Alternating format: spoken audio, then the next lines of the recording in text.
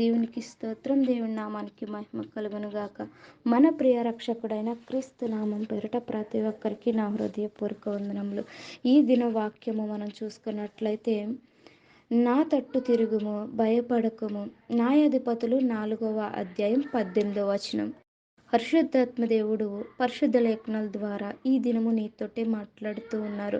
న్యాయాధిపతులు 4వ అధ్యాయం 18వ వచనాన్ని మనం చూసినట్లయితే, నా తట్టు తిరుగుము, భయపడకుము. ఒకవేళ నీలో ఉన్న బలహీనతలు బట్టి లోకము తట్టు, లేకపోతే లోకంలో ఉన్నవారికి చెప్పుకుంటూ భయపడుతూ బాధపడుతూ ఉన్నవేమో, ఎవరైనా కూడా నీకు ఆ కొంచెంసేపు ఓదార్పునివ్వగలరు, ధైర్యాన్ని ఇవ్వగలరు. కానీ నీతో మాట్లాడుతున్న దేవుడు ఈ దినాన్న ఈ వాక్యం ద్వారా బలపరుస్తూ ఉన్నారు.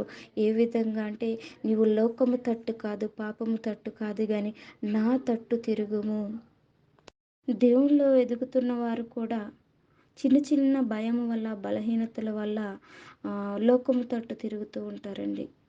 లోకంలో పడిపోతూ ఉంటారు. ఒకవేళ ఆ యొక్క పరిస్థితిలో ఎవరైనా ఉన్నారేమో, మరి ఈ దినము వాక్యం ద్వారా మాట్లాడుతూ ఉన్నారు. ఇప్పటికైనా కూడా నీవు నా తట్టు తిరుగుము, నా తట్టు తిరుగుము. ఒక తల్లిలా, ఒక తండ్రిలా నీకు ఎవరైతే లేరో అలా స్థానంలో నేనుండి మాట్లాడుతున్నాను. నా ప్రియ కుమార్తె, కుమారుడా, ఇదిగో ఈ దినము నీతోటే మాట్లాడుతున్నాను. నువ్వు లోకం వైపు ఉండొద్దు. నిన్ను నిత్య జీవానికి నడిపించదు. నాలో నీవు ఉండాలని నేను ఆశపడుతున్నాను. నీవు నా తట్టు తిరిగి నాతో ఉండు అని పరిశుద్ధాత్మ దేవుడు ఈ యొక్క లేఖనం ద్వారా మనందరితో మాట్లాడుతూ ఉన్నారు.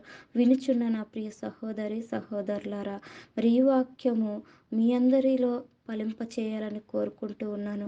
ఏ పరిస్థితిలో నీవు ఉన్నావో, ఏ పరిస్థితిలో నువ్వు లోకంలో పడిపోయావో, దేవుడి నుంచి తొలగిపోయి లోకంలో ఉన్నావో తెలియదు, కానీ ప్రభువైన దేవుడు మాట్లాడుతూ ఉన్నారు. నా తట్టు తిరిగిరా, నా తట్టు తిరుగు.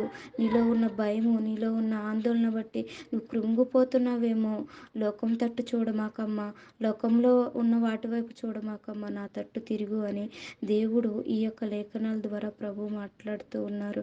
ఈ వాక్యం వింటున్న నా ప్రియ సహోదరి, సహోదరులారా, నిన్ను ఆదరించే దేవుడు, నిన్ను హక్కును చేర్చుకునేవాడు మన తండ్రి అయిన దేవుడు.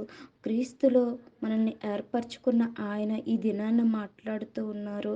మరి వాక్యము విని విడిచిపెట్టకుండా మీ హృదయంలో నింపుకోవాలని, నూరంతలుగా ఫలింపాలని నేను కోరుకుంటూ ఉన్నాను. నీ భయాన్ని, నీ ఆందోళన, నీ పరిస్థితుల్ని, నీ స్థితిగతుల్ని మార్చేవాడు ఆయనే. ఆయన తట్టు తిరిగి నువ్వు నడిచిన ఎడల నిన్ను బలపరుస్తానని, స్థిరపరుస్తానని, నిన్నింకా గొప్పగా అధికముగా చేస్తానని ఈ ఒక వాక్యము ద్వారా, లేఖనాల ద్వారా ప్రభు మాట్లాడుతూ ఉన్నారు. దేవుడి నామానికి మహిమ కలుగును గాక. ఆమేన్. దేవా, ఈ వాక్యం వింటున్న ప్రతి ఒక్కరి జీవితంలో నెరవేర్చబడాలని, వారి హృదయంలో నింపి నూరంతలుగా ఫలించాలని కోరుకుంటూ, నజరేయుడైన యేసుక్రీస్తు నామమున అడిగి వేడుకొంచున్నాను తండ్రి. ఆమేన్.